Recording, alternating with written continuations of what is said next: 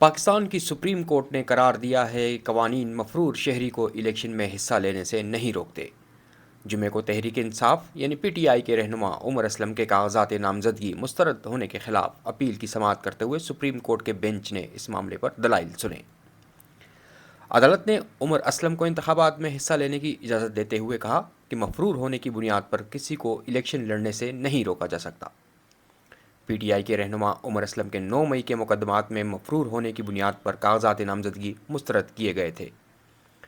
Justice منصور علی شاہ نے کہا کہ الیکشن لڑنا بنیادی حق ہے، مفرور شخص الیکشن نہیں لڑ سکتا، بتا دیں یہ کہاں لکھا ہے، قانون کہاں ہے۔ جسٹس اطہر من اللہ نے ریمارکس دیے کہ الیکشن کا فیصلہ عوام نے کرنا ہے۔ جسٹس منصور علی شاہ کا کہنا تھا کہ بغیر کسی قانون کسی کو بنیادی حق کے محروم کیسے کیا جا سکتا ہے۔ جسٹس اطہر من اللہ نے کہا کہ الیکشن کون لڑے گا کون نہیں، فیصلہ عوام نے کرنا ہے، الیکشن کمیشن نے نہیں۔ جسٹس اطہر من اللہ کا کہنا تھا کہ ملک کے اندر عوام کو فیصلہ کرنے دیں، ہمارے سامنے آنے والے درخواست گزار کی اہمیت نہیں ہوتی، عوام کے بنیادی حقوق متاثر ہو رہے ہیں، احتساب عوام نے کرنا ہے، الیکشن کمیشن نے نہیں۔ مد مقابل فریق کے وکیل نے بتایا کہ عمر اسلم اسکروٹنی کے وقت بھی موجود نہیں تھے۔ الیکشن کمیشن کے وکیل نے موقف اختیار کیا کہ بیلٹ پیپرز کا کام مکمل ہو چکا ہے، چھپائی ہو چکی ہے۔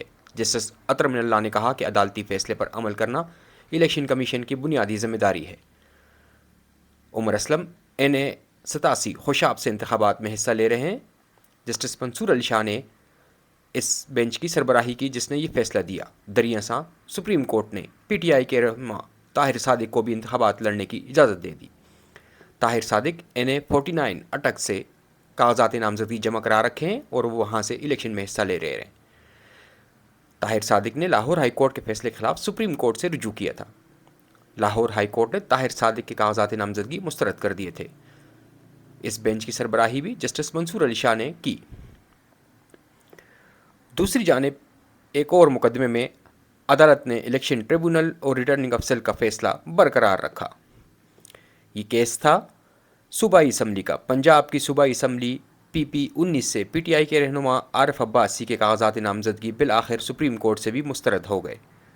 سپریم کورٹ نے الیکشن ٹریبونل کے فیصلے کے خلاف اپیل کو خارج کر دیا۔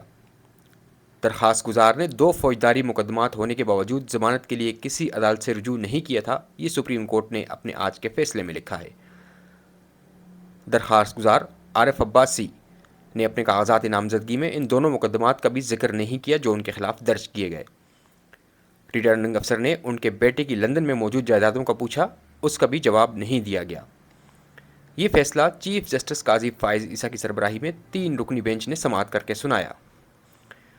درخواست گزار کے وکیل نے کہا تھا کہ ریٹرننگ افسر نے ان کی کاغذات نامزدگی پر اعتراضات اٹھا کر کاغذات کو مسترد کیا، تاہم وہ اس کے خلاف عدالت گئے۔ وکیل کا کہنا تھا درخواست گزار کے خلاف تھانہ وارث خان اور دوسرے تھانوں میں 2 FIRs درج تھی۔